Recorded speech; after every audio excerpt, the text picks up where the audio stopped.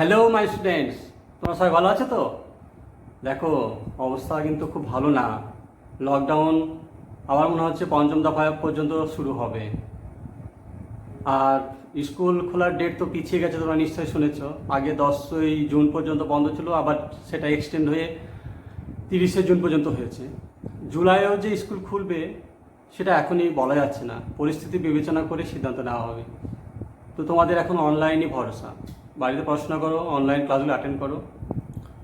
তো এই পরিস্থিতিতে আমার ক্লাসগুলো আরও রেলিভেন্ট হয়ে উঠেছে।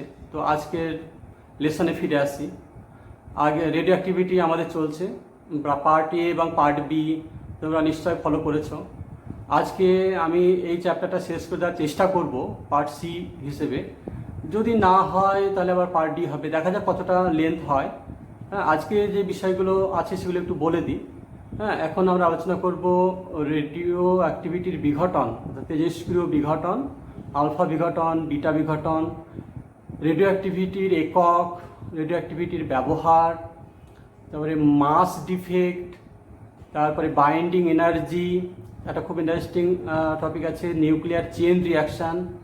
হ্যাঁ, তারপরে আমরা আলোচনা করব নিউক্লিয়ার সংযোজন ও বিয়োজন, অর্থাৎ নিউক্লিয়ার ফিউশন আর নিউক্লিয়ার ফিশন, এবং এগুলো যেগুলো ব্যবহার হয় হাইড্রোজেন বোমা, অ্যাটম বোমা ইত্যাদিতে। এইসব টপিকগুলো খুবই ইন্টারেস্টিং টপিক, এগুলো তোমাদের খুব ভালো লাগবে আশা করছি, মন দিয়ে দেখো।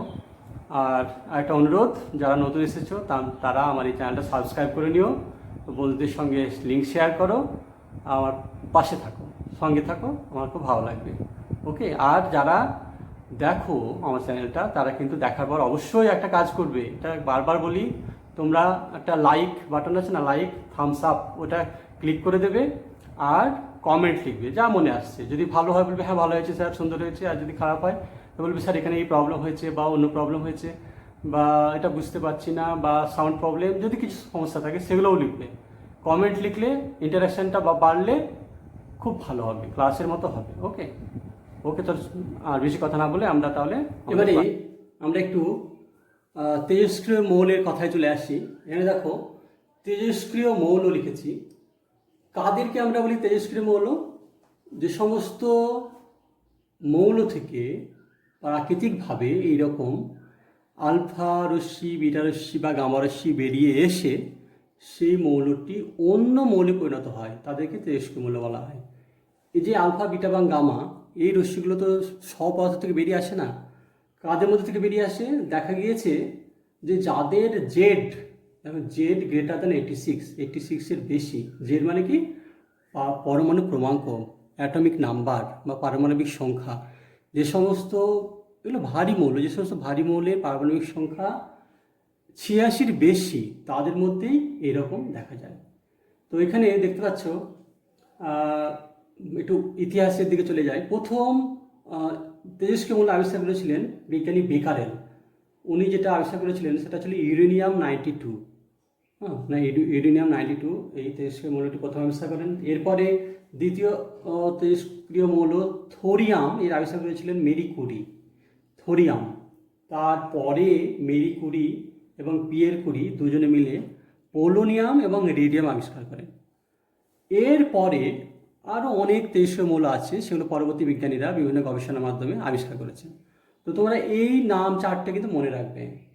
তিনটে বিজ্ঞানীর নাম আর চারটে তেজস্ক্রিয় মৌলের নাম: Becquerel, uranium 92, Marie Curie, thorium. Marie Curie ও পিয়ের কুরি হচ্ছে পোলোনিয়াম ও রেডিয়াম, এগুলো আবিষ্কার করেছিলেন, এই জন্য এরা নোবেল প্রাইজ পেয়েছিলেন। মেরি কুরি দুবার নোবেল প্রাইজ পেয়েছিলেন, ফিজিক্সে একবার, কেমিস্ট্রিতে একবার। ওকে,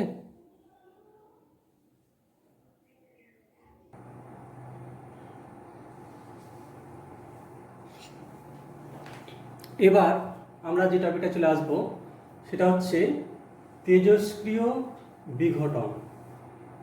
তো এই সমস্ত, যেমন রেডিয়াম, পোলোনিয়াম, থোরিয়াম, এই সমস্ত তেজস্ক্রিয় মৌলগুলো যখন স্বতঃস্ফূর্তভাবে এইসব আলফা, বিটা, গামা রশ্মি বা কণা নির্গমনের ফলে নতুন মৌলে পরিণত হয়, তো এই প্রক্রিয়াটাকে বলে তেজস্ক্রিয় বিঘটন, অর্থাৎ তেজস্ক্রিয় কণা আলফা, বিটা, গামা নিঃসরণ হওয়ার প্রক্রিয়াটাকেই বলে তেজস্ক্রিয় বিঘটন। এর ফলে তোমার যেটা উৎপন্ন হয় সেটাকে বলে দুহিতা মৌল বা ডটার।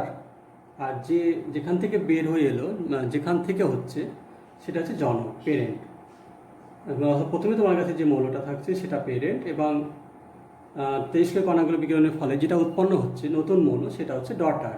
ওকে, পেরেন্ট, ডটার, জনক, বাংলায় জনক মৌল বা দুহিতা মৌল।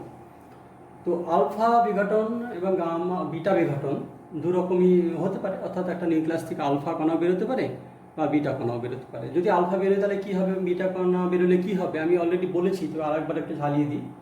হ্যাঁ, ধরো জেড এক্স এ একটা তেজস্ক্রিয় নিউক্লিয়াস আছে যার ভর সংখ্যা এ আর পরমাণু ক্রমাঙ্ক জেড, পারমাণবিক সংখ্যা জেড। এখান থেকে যদি একটা আলফা বিঘটন হয়, আলফা কণা বেরিয়ে যায়, আলফা মানে বলেছি দেখো একটা হিলিয়াম কণা বেরিয়ে গেল, তার মানে তোমার দুই কমে গেল কি পারমাণবিক সংখ্যা, হ্যাঁ, 2 বেরিয়ে গেল, তাহলে Z-2 হলো, নতুন ডটারটা নতুন মৌল হবে, ওয়াই হয়ে গেল, ধরো এক্স থেকে ওয়াই নাম দিলাম।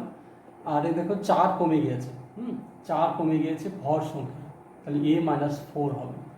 আর তুমি এখানে আলফা পেলে, বা এটাকে তুমি একটা হিলিয়াম নিউক্লিয়াস লিখতে পারো 284। তো এর এটাকে বলে শর্ডির সূত্র, শর্ডি, মনে রাখবে, শর্ডির শর্ডির ডিসপ্লেসমেন্ট ল, শর্ডির সূত্র বলা হয়।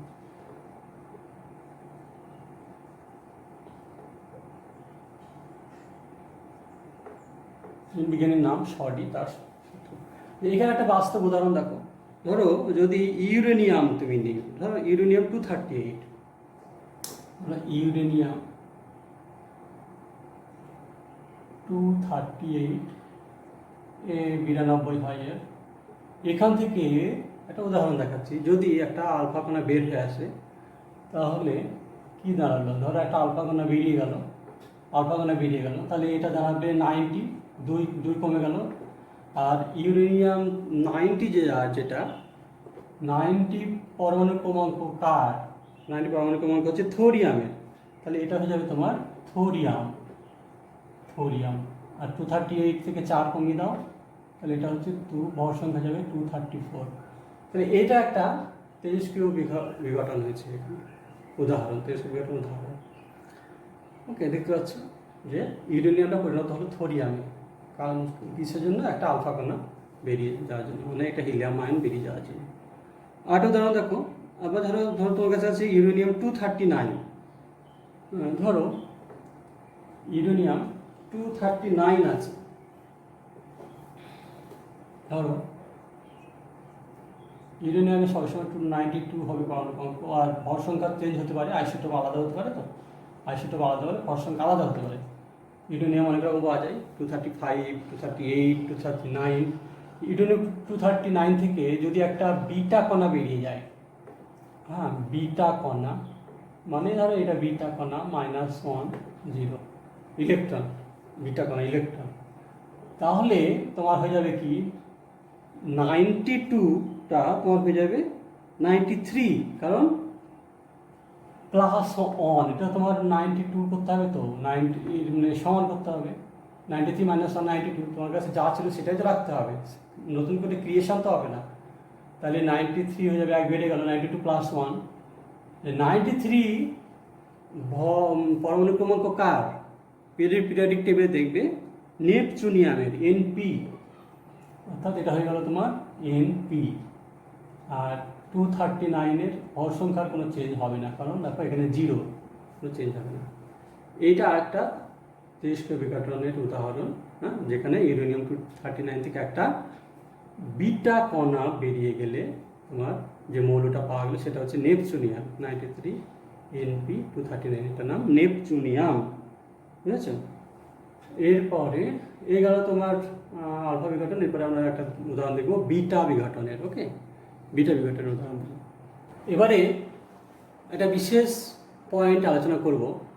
দেখো, যখন তেজস্ক্রিয় বিঘটন হয় তখন এই যে ইলেকট্রন বেরিয়ে আসছে, বিটা কণিকা যেটা, সেটা নিউক্লিয়াস থেকে বেরিয়ে, তোমরা জানো এটা নিউক্লিয় ঘটনা, অর্থাৎ নিউক্লিয়াস থেকে বেরিয়ে আসছে। কিন্তু তোমরা তো জানো যে নিউক্লিয়াসে কোনো ইলেকট্রন থাকে না, নিউক্লিয়াসে থাকে প্রোটন, নিউট্রন এবং এই দুটোই থাকে, আর ইলেকট্রন তো বাইরের কক্ষপথে থাকে। কিন্তু প্রোটন নিউট্রন শুধু থাকে, ইলেকট্রন নিউক্লিয়াসে থাকে না। তাহলে কি করে নিউক্লিয়াস থেকে ইলেকট্রন বেরিয়ে আসছে, এই পয়েন্টটা একটু বোঝার আছে। তুমি দেখো, যখন তেজস্ক্রিয় বিঘটন হয় তখন হয় কি, নিউক্লিয়াসের মধ্যে থাকা নিউট্রন, এইটা দেখো এখানে একটা তেজস্ক্রিয় বিঘটন দেখিয়েছি, ইউরেনিয়াম 239 থেকে একটা বিটা কণা বেরিয়ে গেলে আমরা পাই, এটা 92+1 হয়ে যাবে, বলেছি 1 বেড়ে যাবে শর্ডির সূত্র থেকে। এটাকে শর্ডির সরণ সূত্রও বলে।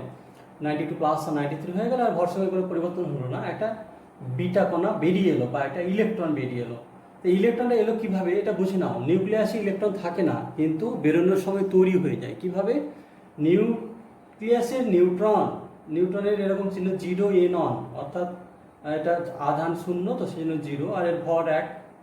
তাহলে নিউট্রন থেকে যখন ওই বিঘটনটা ঘটে তখন কি হয়, নিউট্রনটা পরিণত হয় প্রোটনে, এবং এই প্রসেসে একটা ইলেকট্রন জেনারেট হয় অ্যাট দ্য সেম টাইম, তখনই। অর্থাৎ যখন নিউট্রনটা প্রোটনে পরিণত হয় তখন নিউক্লিয়াসের মধ্যে একটি ইলেকট্রন তৈরি হয়, সেই ইলেকট্রনটা তোমার বিটা কণা রূপে বেরিয়ে আসে।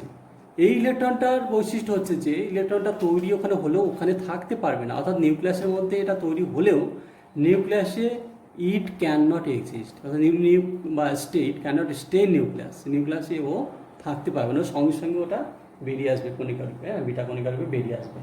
তার ফলে কি হচ্ছে দেখো, নিউট্রন পরিণত হলো প্রোটনে, তার ফলে তোমার 1 বেড়ে গেল, মানে পারমাণবিক ক্রমাঙ্ক দেখো 92+93 হয়ে গেল। এই যে নিউট্রন থেকে প্রোটন পরিণত হলো, হ্যাঁ, তাহলে চার্জ বেড়ে গেল, 93 হয়ে গেল, কিন্তু ভর একই থাকলো, নিউট্রনের জায়গায় প্রোটন 1 আর 1 একই থাকলো, সেই জন্য 239ই থাকলো। এটা বুঝতে হবে। আরেকটা উদাহরণ দেখো, একটা আলফা বিঘটন, এটা বিটা বিঘটন। একটা উদাহরণ দেখো, রেডিয়াম 88 আর 226 ভর সঙ্গে, এখান থেকে যদি একটা আলফা কণা বেরিয়ে যায় তাহলে তোমার আমরা পাচ্ছি 2 কমে গেল 86, এটা 86 হচ্ছে রেডন, আর রেডন 222, অর্থাৎ এই যে 4 কমে গেল 222। এটা একটা উদাহরণ। আর একটা উদাহরণ দেখো, থোরিয়াম 234, এর ভর সঙ্গে 234, এখান থেকে যদি একটা বিটা কণা বেরিয়ে যায়, বিটা কণা বেরিয়ে গেলে 92+91 হয়ে যাবে, এবং তোমার 234 একই থাকবে। এটা হচ্ছে PA, প্রোট্যাক্টিনিয়াম, এটার নাম প্রোট্যাক্টিনিয়াম। এখানে একটা আমি লিখে দিচ্ছি, প্রোট্যাক্টিনিয়াম।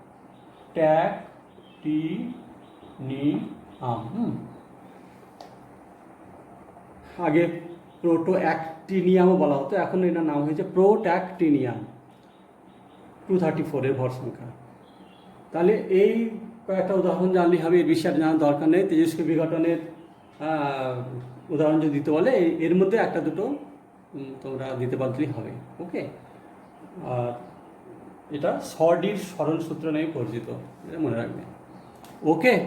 এরপরে আমরা আমার পরবর্তী আলোচনায় আসছি।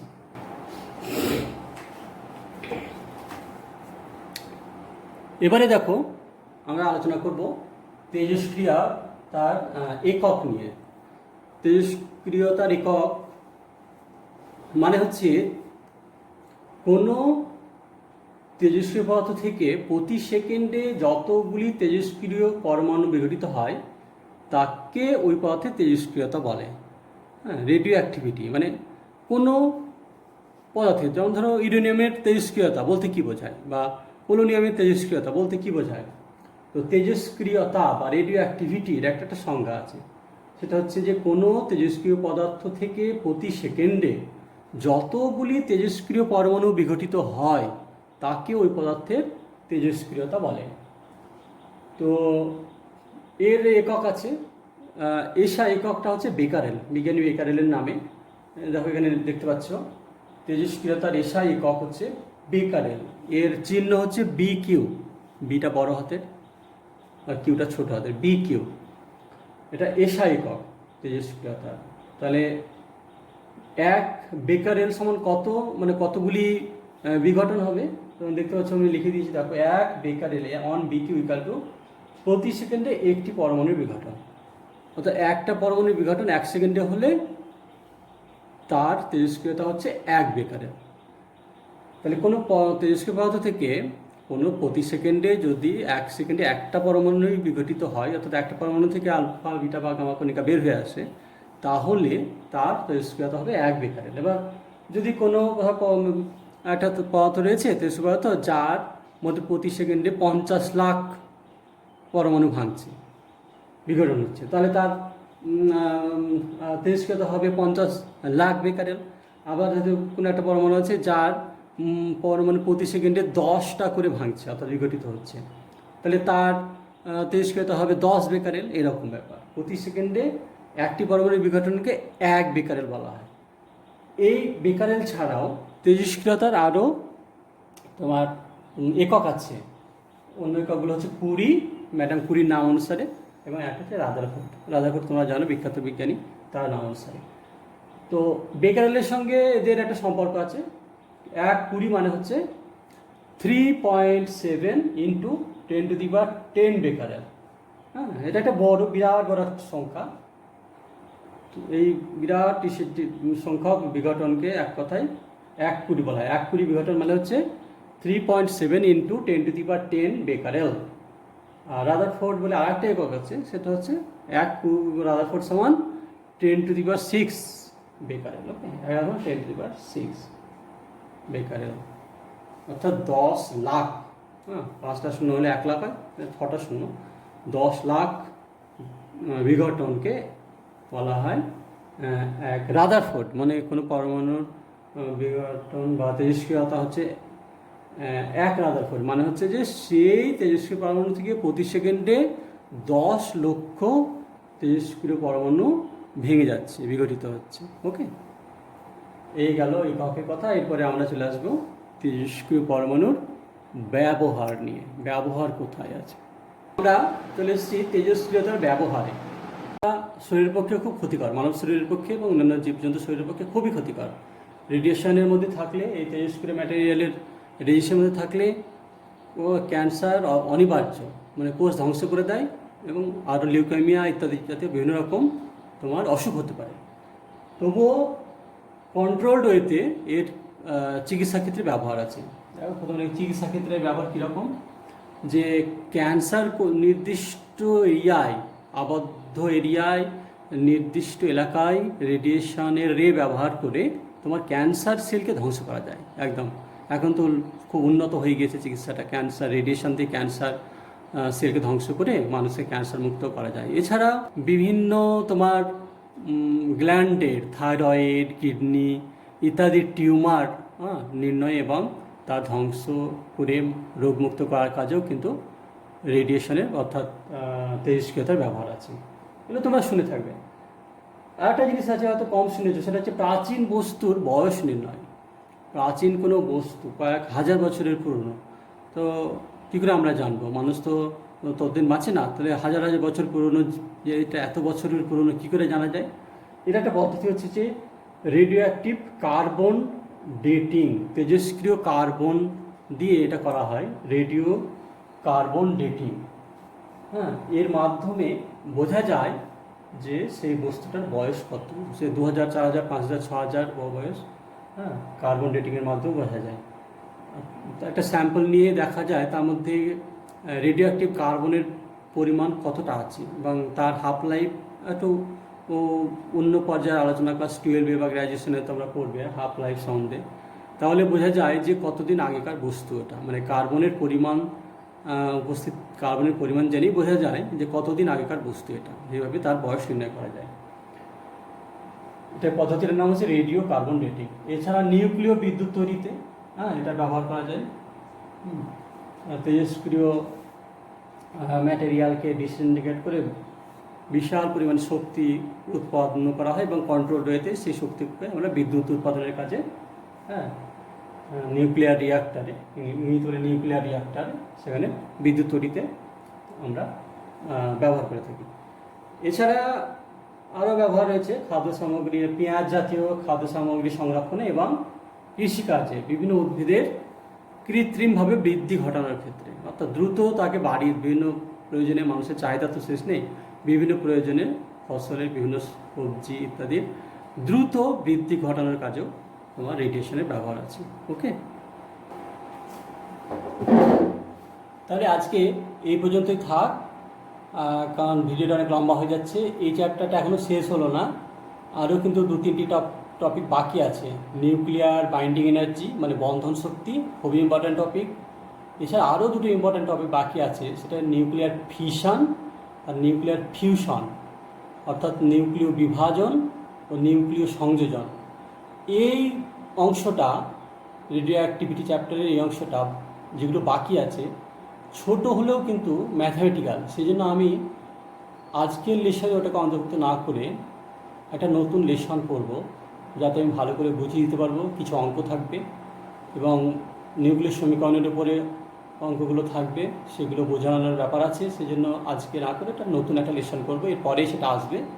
তোমরা চোখ রেখো আমার চ্যানেলে, কোনো অসুবিধা হবে না, আমি খুব সুন্দরভাবে বুঝিয়ে দেবো, তোমরা বুঝতে পারবে। কোনো অসুবিধা হলে আমাকে যোগাযোগ করো। আর তোমরা এখনও যারা সাবস্ক্রাইব করোনি, আমার চ্যানেলটা সাবস্ক্রাইব করে নাও, বন্ধুদের সঙ্গে চ্যানেলের লিঙ্ক শেয়ার করো, তাদেরকেও সাবস্ক্রাইব করতে বলো। তোমরা সংখ্যায় বাড়লে আমার ভালো লাগবে, আমি আরও উৎসাহ পাবো।